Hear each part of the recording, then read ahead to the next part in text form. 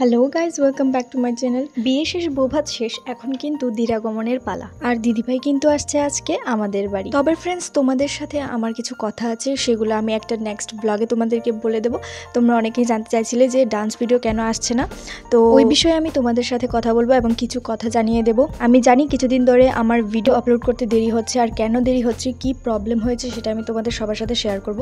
তার আগে আমি এই ব্লগটা শেয়ার করি। তবে হ্যাঁ, তোমাদের সবাইকে কিন্তু আমার পাশে থাকতে হবে। তোমরা যেভাবে আমার পাশে থেকেছো তার জন্য তো তোমাদেরকে অনেক অনেক ধন্যবাদ। আশা করি আগামী দিনেও তোমরা আমার পাশে থাকবে, আমাকে এইভাবেই সাপোর্ট করে যাবে, তাহলে হয়তো আমি আরও এগিয়ে যেতে পারবো। তো আজ সকাল সকাল থেকেই প্রায় তোড়জোড় চলছে, কারণ বিয়ে শেষ, রিসেপশন পার্টিও শেষ, আর এখন কিন্তু দিরাগমনের পালা।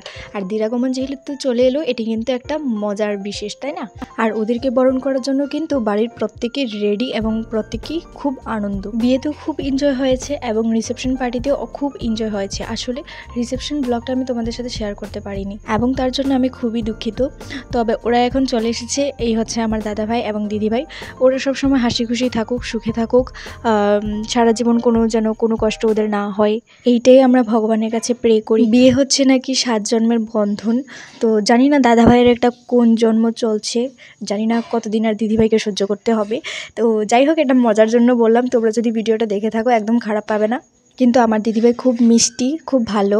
ওর সাথে আমি অনেকটা টাইম কাটিয়েছি। কোনো কিছু কনফিউশন হলে সে আমাকে বলে দিত, বা ওর কোনো কিছু প্রবলেম হলে ও আমাকে বলতো। কিন্তু ও যখন চলে যাচ্ছিল বিয়ে করে, তখন অনেকটা কষ্ট পেয়েছিলাম মনে মনে। এখন হয়তো ওদের বাড়ি গিয়ে আর ওকে আর পাবো না, এইটা ভেবে অনেক সময় দুঃখ ফিল হয়, বাট তখনই মনে হয় যে না, যে যাকে ভালোবেসেছিল তাকে তো পেয়েছে, তো এর থেকে তো বড় কিছু আর হতে পারে না, সেই ভেবে আবার মনটা খুশি হয়ে যায়।